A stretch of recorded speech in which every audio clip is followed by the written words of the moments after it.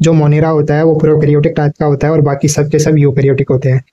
Monera prokaryotic क्यों होता है? क्योंकि इसके जो ऑर्गेनेल्स होते हैं सेल के अंदर उसके ऊपर मेम्ब्रेन नहीं मिलती है, इसलिए इसको प्रोकैरियोटिक कहा गया, और बाकी में मेम्ब्रेन मिलती है इसलिए इसको यूकैरियोटिक कहा गया। सेकंड देखेंगे सेल वॉल। जो मोनेरा होता है उसकी सेल वॉल पॉलीसेकेराइड की मिलकर बनी होती है और एमिनो एसिड की होती है। सेल वॉल नॉन सेलुलोजिक होती है, सेल वॉल सेलुलोज से मिलके बनी हुई नहीं होती है। प्रोटिस्टा के अंदर जो सेल वॉल होती है वो कुछ में मिलती है और कुछ में नहीं मिलती है, जबकि फंजाई में सेल वॉल प्रेजेंट होती है और काइटिन की मिलके बनी हुई होती है। प्लांटी के अंदर सेल वॉल प्रेजेंट होती है और सेलुलोज की मिलके बनी होती है, और एनिमल्स के अंदर सेल वॉल नहीं होती है। अब न्यूक्लियर मेम्ब्रेन कैरेक्टर के बारे में देखते हैं कि जो मेम्ब्रेन होती है वो किसमें प्रेजेंट है और किसमें एब्सेंट। जो प्रोकैरियोटिक होते हैं उसमें एब्सेंट होती है, बाकी जितने भी यूकैरियोटिक होते हैं उसमें प्रेजेंट होती है, यूकैरियोटिक में प्रेजेंट होती है। Mode of nutrition.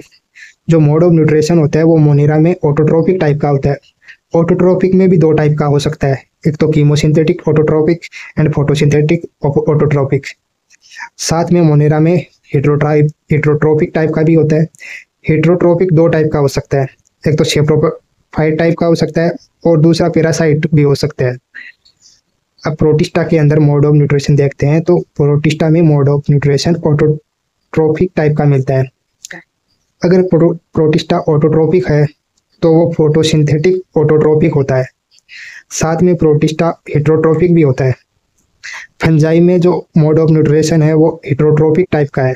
फंजाई ऑटोट्रोपस नहीं होता है, फंजाई हेट्रोट्रोपस होता है। हेट्रोट्रोपस में दो टाइप का हो सकता है, saprophytic heterotrophs and parasitic heterotrophs. प्लांटी ऑटोट्रोपस टाइप का होता है, प्लांटी हेट्रोट्रोपस टाइप का नहीं होता है। एनिमल्स के अंदर देखते हैं तो एनिमल्स ऑटोट्रोपस टाइप के नहीं होते हैं, लेकिन ये हेट्रोट्रोपस टाइप के होते हैं। ठीक है, तो इवोल्यूशन में इसकी कॉम्प्लेक्सिटी के बारे में बताओ।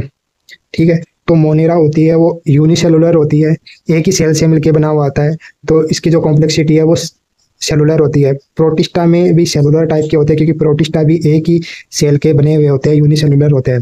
फंजाई में सेल होती है वो एक ग्रुप बनाती है और मल्टी सेलुलर टाइप का फंजाई होता है, बहुत सी सेल मिलकर टिश्यू बनाती है, तो सबसे पहले टिश्यू का फॉर्मेशन फंजाई में होता है। प्लांटी में बात करते हैं तो प्लांटी में तो टिश्यू होता है, टिश्यू टाइप का भी होता है, और टिश्यू से क्या बनते हैं, ऑर्गन बनते हैं, तो ऑर्गन टाइप का भी बॉडी ऑर्गेनाइजेशन मिलता है। तो जैसे जैसे हम इवोल्यूशन में आगे की तरफ जाते हैं तो सेल की कॉम्प्लेक्सिटी बढ़ती जाती है। ठीक है, इस बार इस पे एक बेस क्वेश्चन आया था